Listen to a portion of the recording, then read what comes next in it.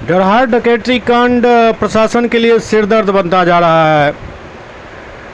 अन्य मामलों में प्रशासन जिस तरह से सुस्ती दिखा रही थी, वह सुस्ती डरहार डकैती कांड में भारी पड़ने की उम्मीद है, क्योंकि डरहार के ग्रामीण सोए हुए नहीं हैं, वो जगे हुए हैं और प्रशासन को जगाना भी जानते हैं। आज बहादुरपुर थाना का घेराव डरहार के लोगों ने किया और एक ही मांग है, जो अपराधियों को जल्द से जल्द गिरफ्तार किया जाए।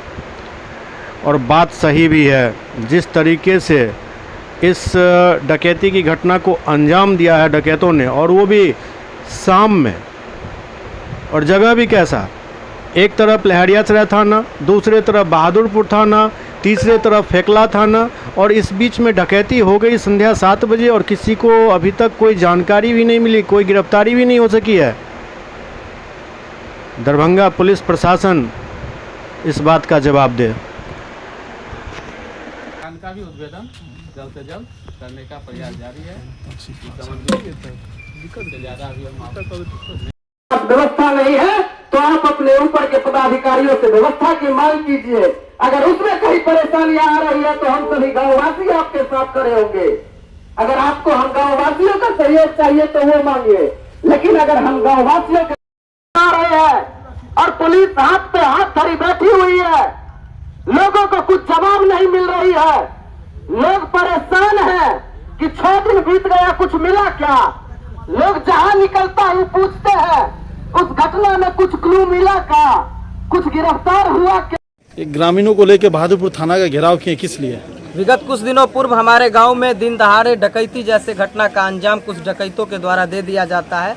आज घटना के 6 दिन बीत जाने के बाद भी स्थानीय प्रशासन के द्वारा किसी भी प्रकार का सकारात्मक पहल नहीं करना कहीं ना कहीं प्रशासन के कार्यशैली पे प्रश्न चिन्ह खड़ा करता है।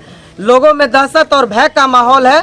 बस लोगों को इस चीज़ से निकालने के लिए, अपने आसपास के लोगों को इस चीज़ से निकालने के लिए, प्रशासन से खड़ा सवाल करने के लिए आज हम लोगों ने बहादुरपुर थाना का घेराव किया है कि हमारे यहाँ जो घटना घटित हुई है इसके अपराधियों की गिरफ्तारी अविलंब किया जाए और जल्द से जल्द सभी मामलों का खुलासा किया जाए। किसके यहाँ चोरी हुई थी? पवन मिश्रा, डॉक्टर पवन मिश्रा है, जो डरहार पंचायत बहादुरपुर थाना क्षेत्र से महज 500 मीटर की दूरी पे उनका घर है। घर क्या सुनसान जगह पे है? आसपास में और नहीं, आसपास काफी सारा क्राउड है, आसपास काफी सारा घर है। फिर भी 7 बजे शाम में ठीक से रात हुआ भी नहीं था और उस वक्त घर में इस तरह का घटना का अंजाम देना प्रशासन के नाक का सवाल भी बना हुआ है। उस समय कोई घर में थे या घर खाली थी? घर में सिर्फ एक महिला थी और उस महिला के साथ मारपीट किया गया। उसको बेहोशी के हालात में सुई दे करके बेहोश कर दिया गया और उसके साथ मारपीट कर इस तरह के घटना को अंजाम दिया गया। कितना का हुआ था चोरी? कम से कम डकैती लगभग 2-2.5 लाख रुपए का सोना का चोरी हुआ था, गहना का, और कुछ कैश चोरी हुई। तो आपने थाना प्रभारी से बात किया तो अभी क्या बोले उन्होंने? थाना प्रभारी ने आश्वासन दिया है कि हमारी सभी टीम लगी हुई है, लेकिन ये आश्वासन पिछले 6 दिनों से हम लोगों को मिल रहा है और हम लोगों ने भी अल्टीमेटम दिया है कि जल्द से जल्द अगर उनके दिए गए समय के अनुसार नहीं होती है गिरफ्तारी डकैतों की तो हम लोग एसपी ऑफिस घेराव करने का भी काम करेंगे। कुल कितने थे जो डकैत थे? 5 की संख्या में। मैंने 5 बताया। 5, हाँ। सबके चेहरे ढके थे या खुले? सबके चेहरे ढके हुए थे। किसी का चेहरा उनको याद नहीं है? नहीं याद है।